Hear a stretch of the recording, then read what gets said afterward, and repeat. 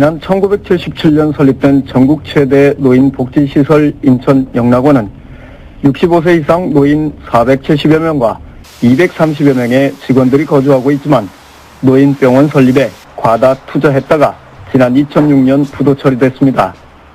특히 노인병원 공사 과정에서 자금 마련을 위해 종사자들의 퇴직금, 급여, 시설 운영비, 입소 보증금 등 25억여 원을 유용했으며 병원 개원을 이유로 각종 부대시설과 임대를 빙자한 보증금과 전문 인력 채용을 미끼로 수십억 원의 불법 후원금을 받은 사실들도 밝혀져 법인 이사장이 구속됐습니다. 현재 실마리를 찾지 못하고 있는 인천 영락원의 문제와 관련해서 해결 방법은 어떤 것이 있는지 인천시민방송이 취재해 봤는데요. 오늘은 인천시청 앞에서 연일 시위와 함께 단식 투쟁을 벌이고 있는 노조위원장의 입장을 들어봤습니다.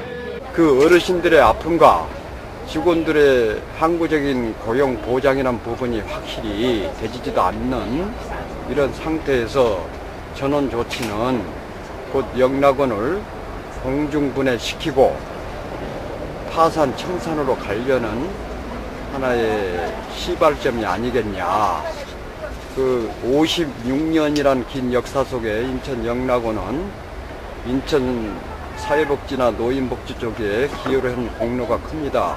그리고 인천의 대표적인 노인복지 시설인데 그 노인복지 시설을 지금 인천시가 공중분해하려고 하고 있습니다.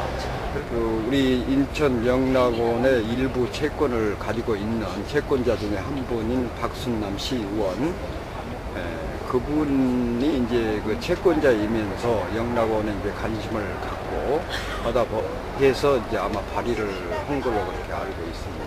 그 인천지방법원 1심 재판 때 재판 2주 전에 시의회에서 13명 의원들이 연명을 해서 진정서를 제출했습니다. 그 진정서 내용은 시가 공익법인화에 대한 조례를 만들어서라도 공익법인화에 대한 부분을 한번 고려를 하겠다. 그 다음에 그 관리인 교체라는 부분에 대해서 그 선임에 대한 권한을 시문화복지위원회로 주라.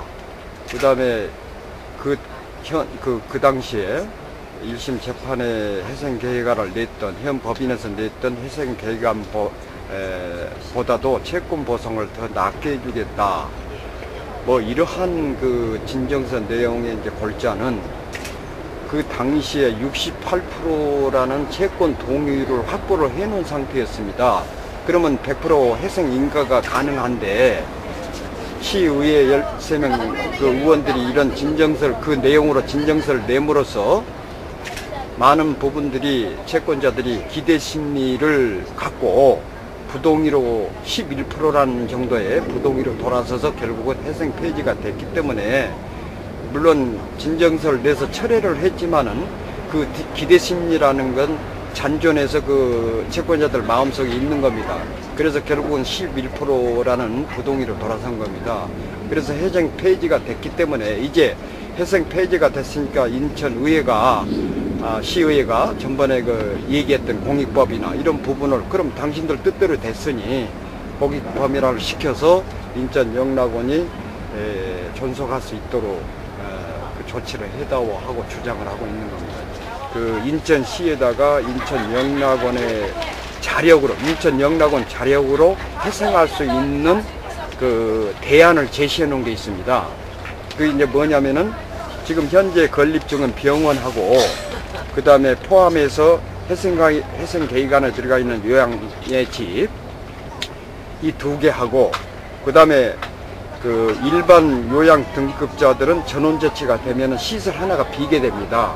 그러면 그 시설 하나를 더 포함해서 이 자체적인 자산 매각을 통해서 지금 현재 부채가 750억이 280억으로 법적으로 확정을 받았습니다.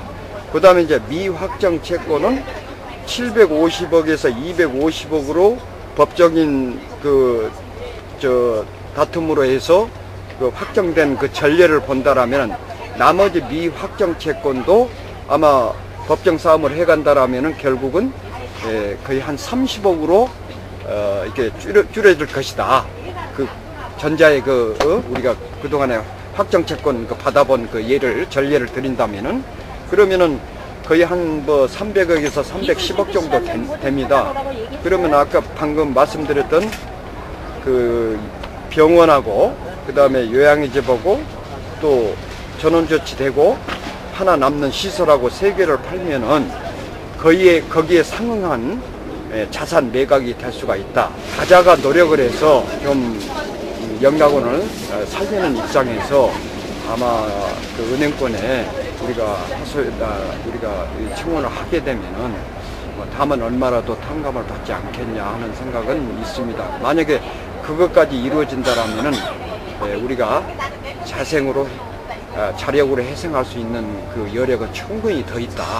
인천 영락원 노조위원장의 주장을 정리하면 영락원에서 생활하는 노인들을 분산 배치하지 않더라도 자립적인 경영을 확보할 수 있고 노동자에 대한 정리해고 역시 최소화할 수 있다는 입장입니다. 이에 인천시민방송은 앞으로 인천 영락원과 관련된 인천시와 인천시의회 그리고 영락원 관계자들과 접촉을 통해 그들의 입장은 물론 대안은 없는지를 취재를 통해 밝혀나갈 예정입니다.